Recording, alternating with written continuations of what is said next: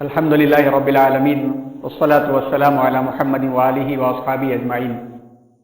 اسلامی تاریخ اور افکار اور دنیا پر اس کے اثرات۔ حبیب صلی اللہ علیہ وسلم سے وہ یہ کہ نبی کریم صلی اللہ علیہ وسلم کے سامنے جو اعمال انجام دیے گئے، آپ نے اس کی تائید کر دی، لوگ دیکھ کر کے اس کو کاپی کرنے لگے، نقل کرنے لگے، گویا یہ والا اور یہ والا، یعنی سیرت اور صحابہ کا جو عمل تھا یہ دونوں عملی طور پر ریٹن ہو گیا دلوں کے اندر۔ نبی کریم صلی اللہ علیہ وسلم نے نماز یہاں ہاتھ باندھ کر کے پڑھی، نبی کریم صلی اللہ علیہ وسلم نے یہاں ہاتھ باندھ کر کے نماز ادا کی، لوگوں نے دیکھا، جس نے دیکھا عمل کرنا شروع کر دیا، اپنے قبیلے میں پہنچے اور بتایا دیکھا میں نبی کے پاس رہا اور نبی نے ایسے ہی نماز پڑھی ہے، قبیلے نے کاپی کر لیا، یعنی پریکٹیکلی ریٹن ہو گیا، لکھ دیا گیا، وہ ضرورت ہی نہیں ہے اس کو تحریر میں لایا جائے، اور اس وقت تک تحریر میں نہیں لایا گیا جب تک امت مسلمہ کے پاس جھوٹ اور سچ کا امتزاج نہیں تھا، مکسنگ نہیں تھی۔ بعد کے دور میں یہ اعمال جو ہیں یہ دونوں بعد کے دور میں لائے گئے، لیکن حضور اکرم صلی اللہ علیہ وسلم نے جو بات ارشاد فرما دی وہ بات اسی وقت سے لکھی جانی شروع ہو گئی تھی۔ ایک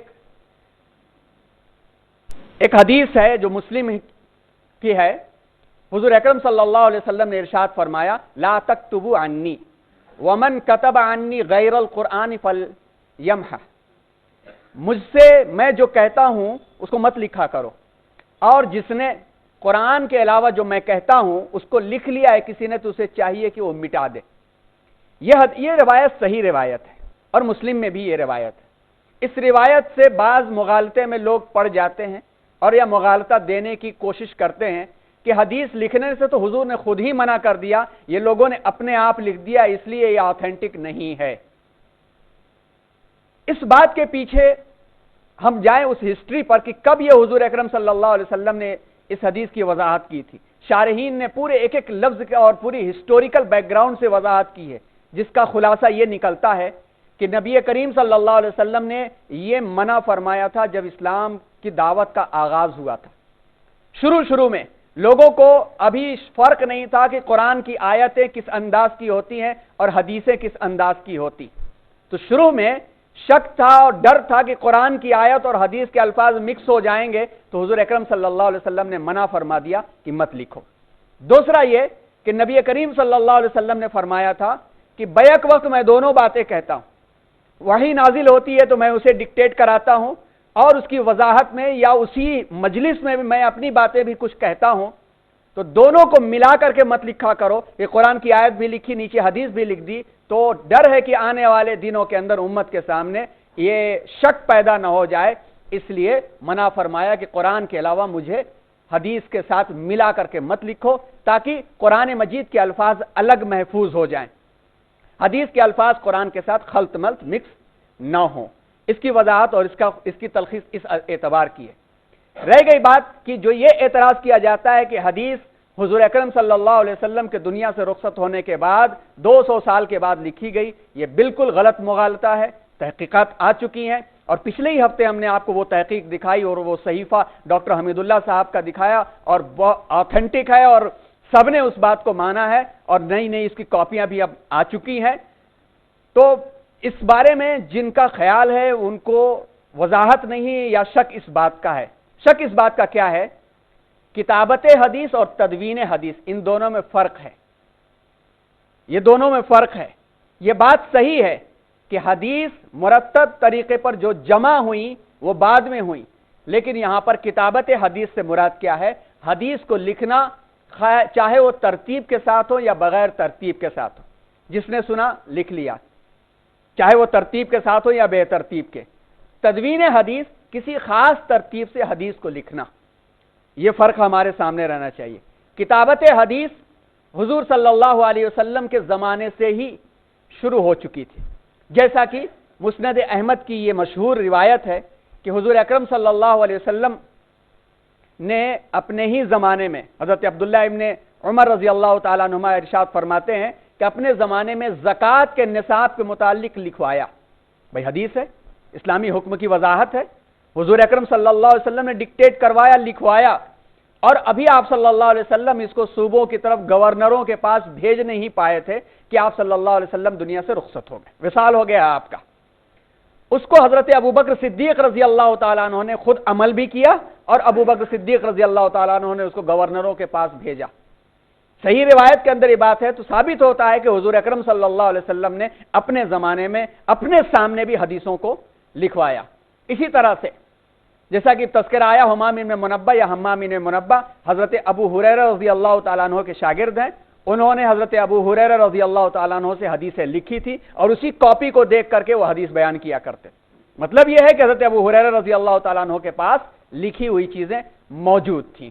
ایسے ہی حضرت ابو ہریرہ رضی اللہ تعالیٰ عنہ نے 150 سے زیادہ احادیث ان کو املا کروایا، جو صحیفہ ابن حمام بن منبہ کے نام سے مشہور ہے، جس کا تذکرہ مسلسل آ رہا ہے۔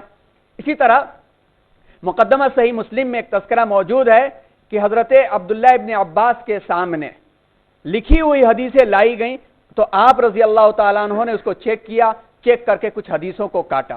اس سے بھی پتہ چلتا ہے کہ حضور اکرم صلی اللہ علیہ وسلم کے زمانے میں حدیثیں لکھی ہوئی تھی۔ یہاں تک کہ بعض تحقیقات میں یہ بات بھی آتی ہے کہ حضرت ابو ہریرہ رضی اللہ تعالیٰ عنہ کے سامنے ایک حدیث بیان کی گئی، آپ نے فرمایا رکو میں چیک کرتا ہوں کہ میں نے حضور صلی اللہ علیہ وسلم کے سامنے لکھا یا نہیں لکھا۔ آپ گئے اور اپنی کاپیاں آپ نے تلاش کی اور اپنی کاپیوں میں جا کے چیک کیا۔ حضرت ابو ہریرہ رضی اللہ تعالیٰ عنہ بیان کرتے ہیں کہ بنو خزاعہ اور بنو لیث کے درمیان میں فتح مکہ کے دن لڑائی ہو گئی اور قتل ہو گیا۔ حضور اکرم صلی اللہ علیہ وسلم نے معاملے کو سنبھالنے کے واسطے ایک خطبہ دیا، لوگوں کو نصیحت کی۔ جب خطبہ مکمل ہو گیا اور نصیحت آپ نے کی تو پھر ایک آدمی آیا اور اس نے عرض کیا کہ یا رسول اللہ یہ میرے لیے لکھ دیجئے۔ تو آپ صلی اللہ علیہ وسلم نے ہدایت کی کہ فلاں کے لیے اس حدیث کو لکھ دو، بلکہ ایک جگہ پہ لفظ ہے، کیا لفظ ہے؟ اکتبو لابی شاہ۔ حضور کا صحیح حدیث کے اندر لفظ ہے اکتبو لابی شاہ، ابو شاہ کے لیے یہ لکھ کر کے دے دو، بخاری کی روایت ہے۔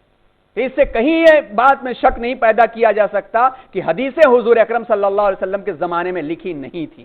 ہاں البتہ آغاز دعوت میں جب لوگوں کو پتہ نہیں تھا کہ قرآن مجید جب نازل ہوتا ہے تو حضور کی کیا کیفیت ہوتی ہے اور حضور کس انداز سے قرآن لکھواتے ہیں اور کس انداز سے ہدایتیں دیتے ہیں، تو منع کیا گیا ابتدائی دور میں۔ بعد کے دور میں یہ سارے روایتیں ملتی ہیں اور کتابت کا مستقل سلسلہ حضور اکرم صلی اللہ علیہ وسلم کے زمانے میں ملتا ہے۔ آپ نے یہ مشہور روایت بھی پڑھی ہوگی کہ حضرت ابوبکر صدیق رضی اللہ تعالی عنہ نے بھی خوب حدیثیں لکھ رکھی تھی، مگر اس کو نظر آتش کر دیا۔ اس کی جو حکمتیں تھی وہ ایک الگ ہی موضوع ہے، مگر اسے جلا دیا کہ کہیں ایسا نہ ہو کہ میری طرف سے کوئی غلط نسبت ہو جائے، لیکن لکھ کر کے رکھا تھا۔ تو اس سے پتہ چلتا ہے کہ لکھنے کا سلسلہ تھا۔ صحابہ کی ایک بڑی جماعت کے متعلق منقول ہے کہ انہوں نے مختلف تعداد میں متعدد صورتوں میں احادیث طیبہ کو تحریری شکلوں میں جمع کر رکھا تھا۔ حضرت عبداللہ ابن عامر ابن العاص مشہور صحابی ہیں، ان کا مجموعہ حدیث صحیفہ صادقہ کے نام سے مشہور ہے، جس میں تقریباً 1000 کے قریب حدیثیں تھیں، اور ماشاءاللہ وہ بھی چھپ چکا ہے۔ مسند احمد میں اس کا تذکرہ موجود ہے۔ کوئی مسند احمد پڑھے گا جس کا تذکرہ آیا تھا کہ 40,000 حدیثیں اس کے اندر جمع کی گئی ہیں، اس کا حصہ ہے صحیفہ صادقہ بھی موجود ہے۔ اسی طرح سعد ابن عبادہ، عبداللہ ابن ابی اوفا، سمرہ ابن جندب، جابر ابن عبداللہ کے تحریری صحیفے موجود تھے، ان کے کتابوں میں تذکرہ ملتا ہے۔ مستقل طریقے پر یہ حضرات لکھا کرتے تھے۔ اب آ گئی بات حدیث کی تدوین کی کہ حدیث کو جمع کیسے کیا گیا، ایک جگہ کیسے لایا گیا۔ جیسا کہ بات آئی، لکھنے میں بے ترتیب لکھا گیا، لیکن تدوین میں طہارت والی حدیثیں ایک جگہ کر دی گئی، وضو کی حدیثیں ایک جگہ کر دی گئی، زکوٰۃ کی حدیثیں ایک جگہ کر دی گئی۔ اس کو تدوین کہتے ہیں، اس کو کمپائلیشن کہتے ہیں۔ یہ بعد کے دور کا ہے، اور بعد کے دور میں صحابہ کے دور میں بھی یہ شروع ہو چکا تھا، لیکن باقاعدہ طریقے پر بعد کے دور میں شروع ہوا، تابعین کے دور میں شروع ہوا۔ اب تابعین کون تھے؟ صحابہ کے شاگرد۔ اکابر بڑے تابعین میں سعید ابن مسیب، شعبی، مجاہد، سعید ابن جبیر، عطا، قتادہ وغیرہ کی بھی کتابت حدیث میں پورے دم خم کے ساتھ مشغول تھے، اور ان سے بہت ساری روایتیں، حدیث کی روایتیں، تفسیر کی روایتیں کتابوں میں بھری پڑی ہیں۔ ایک تفسیر پڑھنے والا اور ایک حدیث پڑھنے والا ان حضرات کے ناموں سے مسلسل گزرتا رہتا ہے۔ لیکن تابعین کے اس دور میں باقاعدہ کوئی اکیڈمی نہیں تھی۔ وجہ یہ تھی کہ ہر شخص مشغول ہو جاتا تھا ایک کام کو لے کر کے۔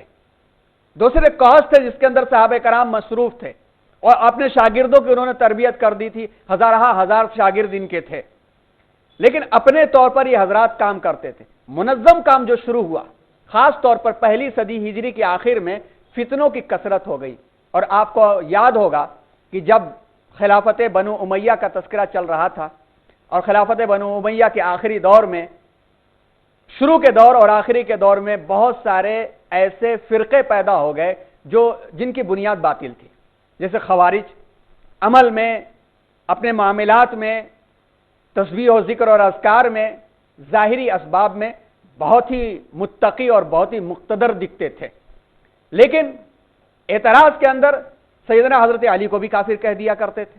تو ظاہر سی بات ہے کہ ایسے لوگ بھٹکے ہوئے لوگوں میں سے تھے، اور تذکرہ ان کا آ چکا۔ اسی طرح سے معتزلہ، پھر جہمیہ، پھر روافض، سبائی، یہ جو لوگ پیدا ہونے لگے تو اپنی باتوں کو آتھینٹک بنانے کے لیے ظاہری شکل و شباہت میں رہ کر کے غلط روایتیں گڑھنے لگے، غلط باتیں کہہ کر کے حدیثوں میں داخل کرنے جب لگے، تو اس وقت بھی صحابہ کرام کے سچے شاگرد موجود تھے، اور صحابہ کرام میں سے بھی بعض حضرات زندہ تھے، جابر ابن عبداللہ، مالک ابن انس ابن مالک، یہ ایسے حضرات لوگ موجود تھے۔ اس وقت 99 ہجری میں خلیفہ راشد سیدنا حضرت عمر ابن عبدالعزیز رحمۃ اللہ علیہ، جن کا تذکرہ آیا تھا کہ ان کو خلیفہ خامس بھی کہا جاتا ہے، خلیفہ صالح بھی کہا جاتا ہے، انہوں نے باقاعدہ اس کی طرف فکر کیا۔ آپ دیکھیے، دو عمر نے بڑے بڑے کام انجام دیے، دو عمر نے۔ سیدنا حضرت عمر فاروق رضی اللہ تعالیٰ عنہ نے کہا کہ قرآن کی تدوین ہو جانی چاہیے۔ کیا سلسلہ جڑتا ہے، ذہن میں لائیے وہ تاریخ، کب؟ جب سیدنا حضرت ابو بکر صدیق رضی اللہ تعالیٰ عنہ مسند خلافت پر تھے۔ حضرت عمر رضی اللہ تعالیٰ عنہ نے اپنی چشم بصیرت انسائٹ سے محسوس کر لیا کہ نئی نئی قومیں اسلام میں داخل ہو رہی ہیں، قرآن کی حفاظت کرنا مشکل ہو جائے گا، اس لیے آپ سیدنا عمر حضرت ابوبکر صدیق رضی اللہ تعالیٰ عنہ کے پاس بار بار جاتے ہیں اور کہتے ہیں کہ قرآن کی تدوین ہو جانی چاہیے، یعنی جس ترتیب سے اللہ کے رسول صلی اللہ علیہ وسلم نے قرآن ہمیں سکھایا ہے، ہمیں سنایا ہے، وہ الگ الگ لوگوں کے پاس الگ الگ ورق میں جمع ہے۔ جس ترتیب سے تراویح پڑھایا ہے، جس ترتیب سے جبرائیل امین کو وہ سناتے تھے، جس ترتیب سے جبرائیل امین آپ کو سناتے تھے، وہ ترتیب کس کے پاس ہے؟ بڑے بڑے صحابہ کے پاس ہے، ابو بکر صدیق، عمر فاروق، عثمان غنی، علی مرتضی، عبد الرحمن ابن عوف وغیرہ کے پاس ہے۔ لہذا یہ تعداد ختم ہو جائے گی، کہیں ایسا نہ ہو کہ ہر خاندان اپنا صحیفہ ایک بنا لے۔ سوچئے کہاں تک بات جاتی ہے کہ اگر اس زمانے میں عمر فاروق رضی اللہ تعالیٰ عنہ نے یہ سخت قدم نہ اٹھایا ہوتا، روایت ہے بخاری کی اور آپ سب نے پڑھی بھی ہوگی کہ حضرت ابوبکر صدیق فرماتے ہیں کہ خدا کی قسم عمر مجھ سے ایسا کام کہنے کو کر رہے تھے کہ میرے لیے پہاڑ اٹھانا آسان تھا، مگر اس کام کو شروع کرنا مشکل تھا، کہ جس کام کو آقا نے نہیں کیا میں کیسے کر دوں؟ پہاڑ کو اٹھانا آسان تھا، یہ کام کرنا میرے لیے مشکل تھا۔ لیکن عمر اتنا کہتے رہے کہ میرا دل، میرا سینہ اللہ نے کھول دیا اور بات میری سمجھ میں آ گئی۔ کیا سمجھ میں آ گئی؟ آنے والی نسلوں تک یہ پیغام کیسے پہنچے گا، اور خدا نہ خواستہ اگر یہ کام یقیناً اللہ تو کرتے ہی کرتے، کسی سے کراتے، کہ ذمہ داری وہ اللہ کی ہی ہے، لیکن اگر نہ ہوا ہوتا تو آپ تصور کیجئے فاروقی قرآن الگ ہوتا، صدیقی قرآن الگ ہوتا، علوی قرآن الگ ہوتا، ترتیب سب کی ہوتی، اور آج آ کر کے جب ہم قرآنوں کو نہیں جانتے، اپنے خاندانوں کو ہی ہم جانتے ہیں، تو کئی مذہب بنا چکے ہوتے ہیں۔ حضرت عمر فاروق رضی اللہ تعالیٰ عنہ نے یہ انیشیٹو لیا، اور پھر حضرت ابو بکر صدیق رضی اللہ تعالیٰ عنہ نے بھی خود کچھ اپنے سے کام نہیں کر دیا۔ یہاں پہ تذکرہ ہم اس لیے دوہرا رہے ہیں تاکہ ذہن میں ایک مرتبہ پھر سے آ جائے۔ بعض لوگ اعتراض کرتے ہیں کہ زید ابن ثابت نے بیٹھ کر کے لکھ دیا، بعض لوگ ابھی اپنے ہی لوگوں میں سے بات کہنا شروع کر دیا، زید ابن ثابت نے لکھ دیا، اور بعض باطل فرقے اس بات کا دعویٰ بھی کرنے لگے کہ فلاں چیز ملا دی گئی، فلاں چیز ملا دی گئی۔ نعوذ باللہ، کہنے والے کہتے ہیں سورج پر تھوکنے والا تھوکنے کی خوب کوشش کرے، گندا وہی ہوتا ہے۔ حضرت ابوبکر صدیق رضی اللہ تعالیٰ عنہ کا دل کھلا تو آپ سب سے پہلے گئے حضرت زید ابن ثابت رضی اللہ تعالیٰ عنہ کے پاس، کیونکہ وہ کاتب رسول میں سب سے قریبی کاتب تھے۔ ویسے 40 کی تعداد ہے، لیکن سب سے زیادہ قریب رہنے والوں میں زید ابن ثابت رضی اللہ تعالیٰ عنہ۔ ان کے پاس گئے اور کہنے لگے تو وہ کہتے ہیں کہ خدا کی قسم میرے لیے بھی اتنا ہی مشکل ہے، پہاڑ ہلا سکتا ہوں مگر میں یہ کام کرنے کے لیے تیار نہیں۔ بات آتی رہی، ان کا بھی دل کھلا۔ اس کے بعد ایک اکیڈمی بنائی گئی، عشرہ مبشرہ کی، صحابہ کرام کی، بزرگ صحابہ کرام کی، صحابیات کی مشورے لیے گئے، اور ان مشوروں کے بعد جرح و تعدیل ہوئی، وہاں بھی جرح و تعدیل ہوئی کہ تمہارے پاس کوئی آیت جو تم نے رسول اللہ صلی اللہ علیہ وسلم کے سامنے لکھی ہے اس کو لے کر کے آؤ، اور لے کر کے آنے کے بعد 2 گواہ لے کر کے آنا تو ہم لیں گے اس کو۔ جبکہ صحابہ کرام کی اکثر تعداد حافظ تھی، کوئی ڈاؤٹ ہی نہیں تھا کہ کوئی غلطی ہو سکے، لیکن اس کے باوجود بھی حافظوں کی ایک جماعت کو بٹھا کر کے آپ کے پاس لکھا ہوا ہے تو آپ یہ ثابت کرو کہ رسول اللہ صلی اللہ علیہ وسلم کے سامنے ہم نے لکھا ہے، تو اس کو لیا جاتا تھا، پھر کمپائل کیا گیا، جب کمپائلیشن ہو گیا تو اس کا نام المصحف رکھا گیا، جو حضرت ام المؤمنین حضرت حفصہ رضی اللہ تعالی عنہا کے پاس تھا، جس کی نقلیں حضرت عثمان غنی رضی اللہ تعالیٰ عنہ نے تیار کرائیں، 7 جگہوں پہ بھیجی، جس میں کہ 3 کاپیاں آج بھی ہیں، جس میں تاشقند کے توپ کاپی میوزیم میں وہ نسخہ آج بھی موجود ہے، جس کو حضرت عثمان غنی رضی اللہ تعالیٰ عنہ پڑھتے ہوئے شہید ہوئے تھے، اور فَسَيَكْفِيكُهُمُ اللَّهُ وَهُوَ السَّمِيعُ الْعَلِيمُ پر انگلیوں کے یعنی آپ کے خون کے چھینٹے کے نشان ہیں، کوئی بھی جائے تو دیکھ سکتا ہے۔ ایک عمر نے یہ کام کیا، دوسرے عمر سے اللہ تبارک و تعالیٰ نے کیا کام لیا؟ حدیث کی جرح و تعدیل کا کام لیا، حدیث کی جرح و تعدیل کا۔ اپنے طور پر سبھی کر رہے تھے، لیکن حضرت عمر ابن عبدالعزیز رحمۃ اللہ علیہ نے ایک اکیڈمی بنایا، اور اکیڈمی بنا کر کے باقاعدہ اس کام کو انجام دینے کے واسطے بہت خدمت انجام دی، اور سرکاری احکام نافذ کیے اس کے بارے میں۔ اب ظاہر سی بات ہے گورنمنٹ کی طرف سے جب بات آ جاتی ہے، موجودہ گورنمنٹ کی طرف سے بھی ایک احکام آ جاتا ہے تو اچھے خاصے لوگ پیچھے پیچھے چل نکلتے، کچھ تو یوں ہی لگ جاتے ہیں، بڑے بڑے اسٹیٹمنٹ پہلے دیتے ہیں، بعد میں دھکے دے کے بھگا بھی دیے جاتے ہیں، تب بھی امید پڑے رہتے ہیں۔ الناس علی دین ملوکہم، جیسا راجا ویسی پرجا۔ تو جب حاکم کوئی کام کو لے لیتا ہے تو وہ مہمیز ہو جاتا ہے۔ حضرت عمر ابن عبدالعزیز رحمۃ اللہ علیہ نے والی مدینہ ابو بکر ابن حزم کے علاوہ دیگر علماء دین نے بھی خلیفہ مذکور کے حکم کی تعمیل اور امتثال حکم میں ترتیب حدیث کا کام شروع کیا۔ جگہ جگہ ہدایت دے دی کہ اس کام کو شروع کراؤ، اور گورنروں نے بلا کر کے علماء کو بلا کر کے یہ جرح و تعدیل کا کام کرانا شروع کر دیا۔ اس سلسلے میں امت مسلمہ کے پاس جو سب سے پہلی کتاب آئی سن 93 ہجری میں، وہ ہے امام ابن شہاب زہری، امام زہری کے نام سے مشہور ہے۔ ان کا انتقال 123 ہجری میں ہوا، جس کو انہوں نے عمر ابن عبدالعزیز رحمۃ اللہ علیہ کے زمانے میں تصنیف کیا۔ پھر ان کی اتباع میں شہر شہر یہ کام چل پڑا، شہر شہر یہ کام چل پڑا، اور اس کے لیے فنڈنگ بھی کی گئی، اور جرح و تعدیل کا کام شروع ہوا، یعنی حدیث کو ایک جگہ ترتیب کے ساتھ جمع کرنے کا، کمپائلیشن کا کام باقاعدہ شروع کر دیا گیا۔ اس کے بعد جب وہ دور آیا تو ائمہ کا زمانہ آ گیا۔ ائمہ کا بھی جو کام ہے وہ ائمہ کا کام تدوین اور جرح و تعدیل والا ہی ہے۔ ائمہ کی خصوصیات کیا ہے؟ اللہ تعالیٰ اپنے دین کی حفاظت کرنے والے ہیں۔ اب آپ دیکھیے، قرآن کی ترتیب مکمل تھی، تدوین اس کی مکمل ہو گئی، اس کی کاپیاں عثمان غنی رضی اللہ تعالیٰ عنہ کے زمانے میں بھیج دی گئی، اور جہاں جہاں اس کے بعد پھر کاپیاں تیار ہوتی رہیں۔ جب اسلام جزیرۃ العرب سے باہر نکلا اور زیر زبر پیش کی ضرورت پہ آئی، تو اللہ تبارک و تعالیٰ نے حضرت علی کے شاگرد سے کام لے لیا، تابعین میں حسن ابن حسن بصری، یحییٰ یعمر لیثی سے کام لے لیا، حجاج ابن یوسف سے کام لے لیا۔ قرآن کی وضاحت حدیث بھی حضور اکرم صلی اللہ علیہ وسلم کے زمانے میں لکھی ہوئی، عمل میں صحابہ کرام، تابعین، پھر تبعی تابعین کے زمانہ اور تابعین کے زمانے میں جب حدیث کی تدوین ہو گئی، ایک ترتیب کے ساتھ حدیثیں لکھی جانے لگیں، تب اس کے بعد ائمہ کرام نے ان حدیثوں کے الفاظ سے موجودہ زمانے میں مسائل نکالنا شروع کر دیا۔ اگر یہ کام اس زمانے میں نہ ہوتا تو آج سوچئے کہ آج کریڈٹ کارڈ کا مسئلہ پیش آ گیا، جیلیٹن کا مسئلہ پیش آ گیا، ڈی این اے کے اندر خرابی کا مسئلہ پیش آ گیا، یہ مسائل کہاں سے حل ہوتے؟ فقہاء کرام کہاں سے حل کرتے ہیں؟ فقہ اکیڈمی بیٹھتی ہے، اور جس انداز سے اس زمانے میں ائمہ کرام نے حدیث کی تدوین کی روشنی میں مسائل نکالے، فقہاء کرام آج بھی بیٹھتے ہیں، اسی میتھوڈالوجی کو اختیار کرتے ہوئے مسائل کا حل نکال دیتے ہیں، اور امت اس پر عمل کرتی ہے، یعنی قرآن کی ہدایت آج تک پہنچ جاتی ہے۔ تو ائمہ کرام کا زمانہ آیا، فقہی ترتیب پر کتابیں لکھی گئی، اور سب سے پہلی جو حدیث سامنے آئی، حدیث کی کتاب آئی، وہ موطا امام مالک رحمۃ اللہ علیہ کی، جس کا تذکرہ پچھلی کلاس میں آیا۔ اب آپ دیکھیے اسی زمانے میں اس انداز سے جب کتابیں مرتب کی گئیں تو کن کن علاقوں میں بات آئی۔ مدینہ منورہ میں امام مالک تھے، انہوں نے بھی کام کیا۔ معمر ابن راشد یمن میں تھے۔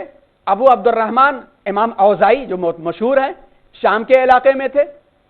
سفیان ثوری بہت مشہور ہیں، کوفہ میں تھے۔